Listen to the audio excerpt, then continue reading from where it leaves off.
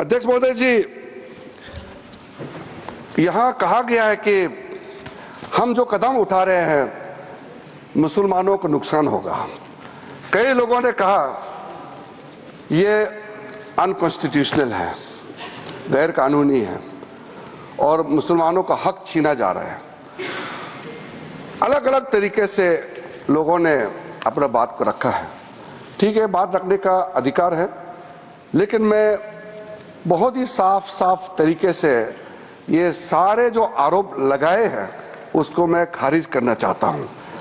Sir, सबसे पहले ये जो वक्फ प्रॉपर्टी होता है, इसका मैनेजमेंट, इसका क्रिएशन और इसका बेनिफिशियरी ये नॉन मुस्लिम के अलावा कोई और हो, किसी के पास हो ही नहीं सकता है, मुस्लिम के पास ही रहेगा। कोई नॉन मुस्लिम इसमें हस्तक्षेप नहीं कर सकता है।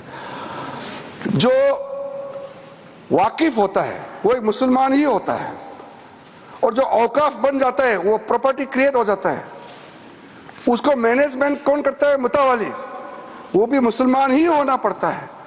और किसके लिए वक्फ क्रिएट करता है? 3 पर्पस के लिए, धार्मिक रिलीजियस पर्पस, अच्छा काम के लिए, पायस भगवान के नाम में, अल्लाह के नाम में, और चैरिटेबल भला के लिए, बच्चों के लिए, महिलाओं के लिए, गरीबों के लिए, तो वो मुस्लिम ही होगा। तो यहां ये सवाल ही नहीं उठता है कि नॉन मुस्लिम मुस्लिम धार्मिक भावना और धार्मिक व्यवस्था या वे किसी भी तरीके से मुस्लिम प्रॉपर्टी में, मैनेजमेंट में नॉन मुस्लिम हस्तक्षेप कर रहा है, ये सवाल ही नहीं उठता है। तो इसलिए मैं बहुत क्लियर करना चाहता हूं, ताकि हमारा जब डिबेट का जब सिलसिला शुरू होगा तो सुझाव हमको चाहिए कि वक्फ मैनेजमेंट में, प्रॉपर्टी मैनेजमेंट में, वक्फ बोर्ड को और ताकत बनाने में क्या क्या और काम करना चाहिए, ये सुझाव हमारे माननीय सदस्यों से मिल सके।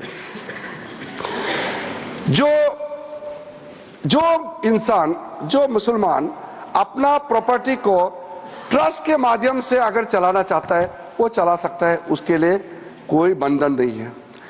वक्फ एक्ट के अंदर में ये पूरा छूट दिया गया है। अगर आप वक्फ बोर्ड के माध्यम से चलाना चाहते हैं आपको पूरा इसके लिए इजाजत है।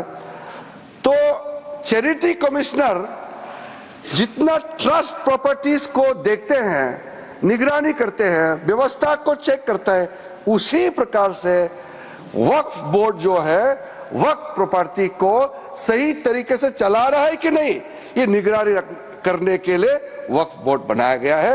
वो वक्फ प्रॉपर्टी को चलाने के लिए नहीं है।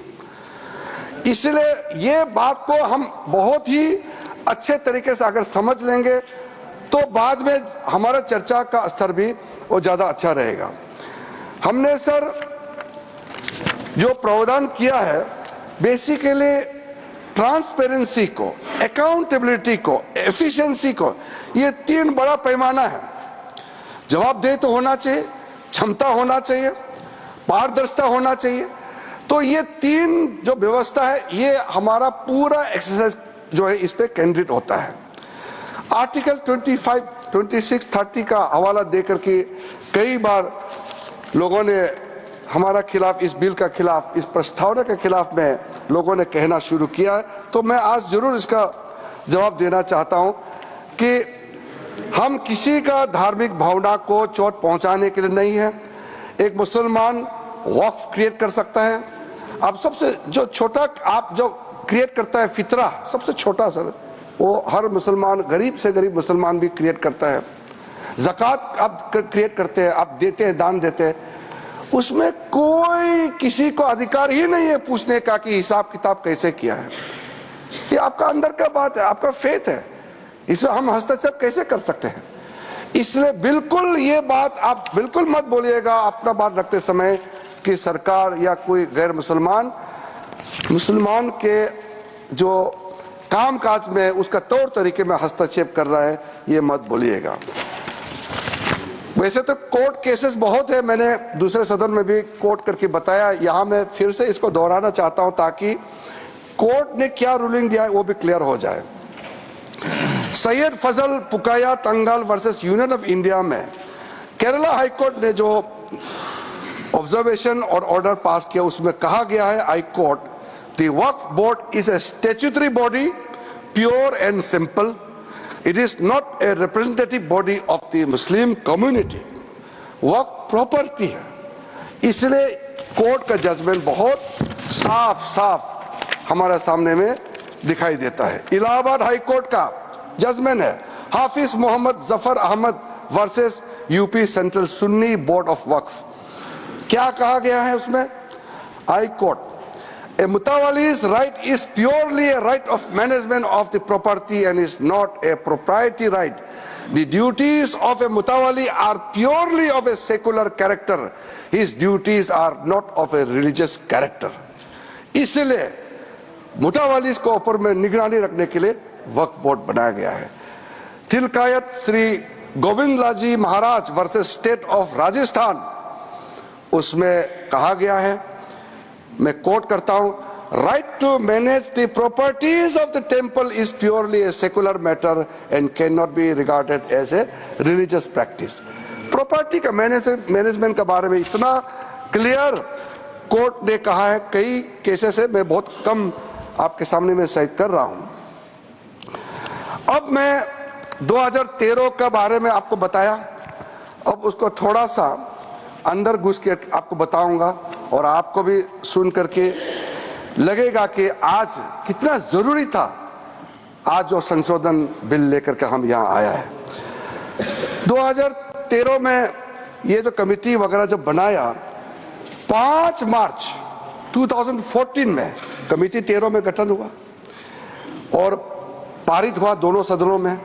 फिर 2014 5 मार्च को, यानी कि 25 दिन पहले इलेक्शन एकदम नोटिफाई होकर के कोड ऑफ कंडक्ट लगने ही वाला है, तब हनन फनन में उस समय के यूपीए सरकार ने देश का राजधानी दिल्ली के अंदर में सबसे प्राइम प्रॉपर्टी 123 प्राइम प्रॉपर्टी को डी नोटिफाई करके दिल्ली वक्फ बोर्ड को सौंप दिया है.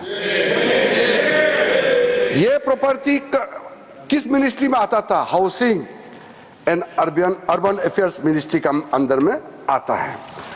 तो आप सोच के देखिए, 1970 से केस चल रहा था और पेंडिंग है, कोर्ट को निर्णय करने दीजिए, वो पेंडिंग है. और ये सीजीओ कॉम्प्लेक्स वगैरह आप नाम सुनेंगे, लिस्ट बाद में मैं दे दूंगा.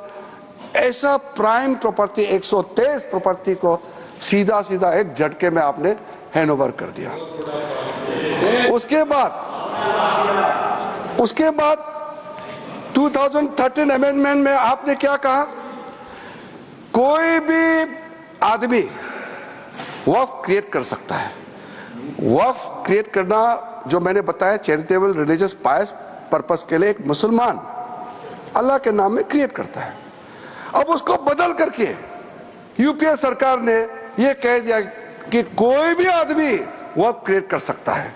तो हमने इसको चेंज करके पुराना 1995 का प्रावधान के साथ मिला करके साथ साथ हमने ये कहा, now in the proposed amendment only persons practicing Islam for more than 5 years can dedicate Waqf.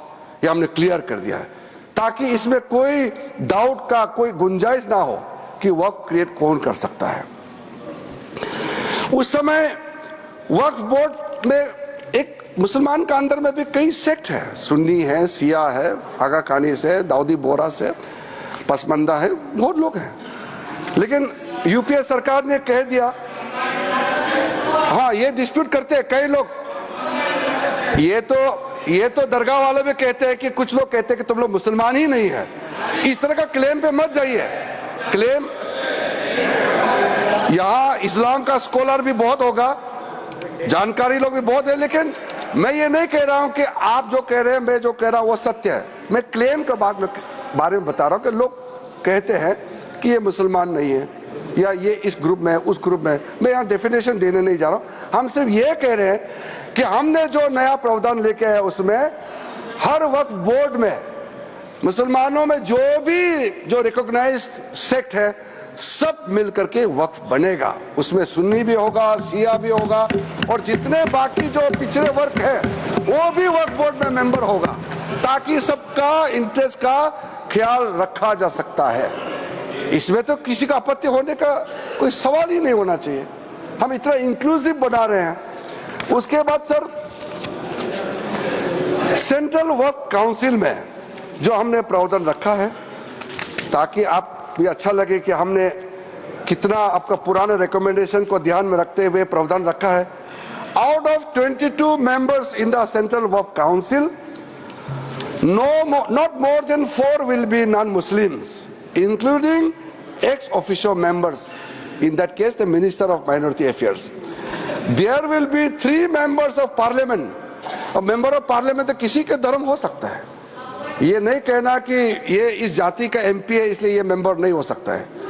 3 members of Parliament, 10 members from Muslim community, 2 former judges from the Supreme Court or High Court, 1 advocate of national eminence, 4 persons of national eminence from various fields, an additional secretary or joint secretary to the government of India dealing with Waqf matter. जो ministry में concern officer है वही हो सकता है। और out of 10 Muslims, 2 members minimum shall be women।